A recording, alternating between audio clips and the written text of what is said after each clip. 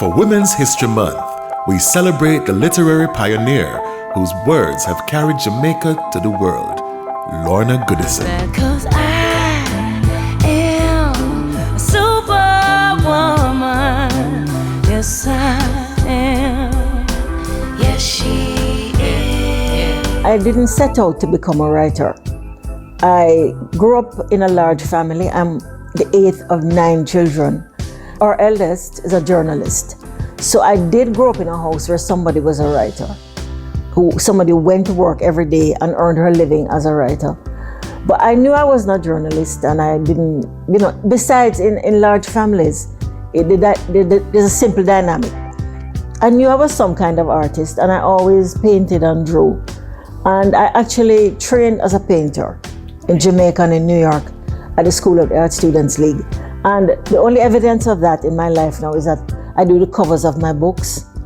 A prolific, award-winning poet, essayist, and memoirist, Lorna Gay Goodison made history in 2017 when she became Jamaica's first female poet laureate. I was asked to become poet laureate, and I thought, okay, this gives me a chance to serve my country and my people, and I have tried. That's what I've tried to do. And I viewed it as an opportunity to serve, and that's how I took it.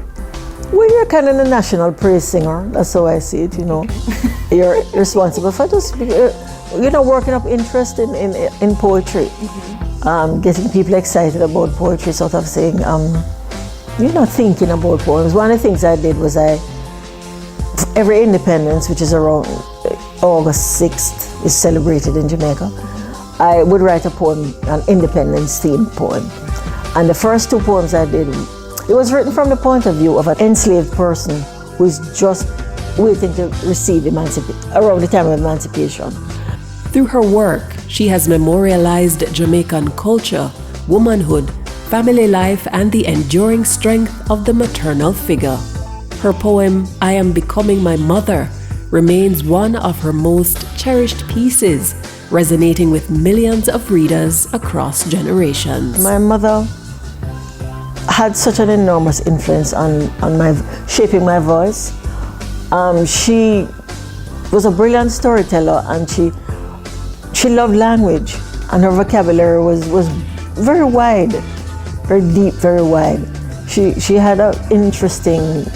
The story of her life is interesting because she had 2 African grandmothers and 2 European grandfathers, an Englishman and an Irishman, and 2 women of African descent, which is where were her grandparents, and they all grew up in the same place. So she grew up hearing all of this English and the Gaelic and the Africanness, and it all came together, which is very Jamaican. Her awards are numerous, including the Commonwealth Poetry Prize, the Henry Russell Award, and the Shirley Verrett Award for Exceptional Creative Work from the University of Michigan, the British Columbia National Award for Canadian Nonfiction, and the Musgrave Gold Medal.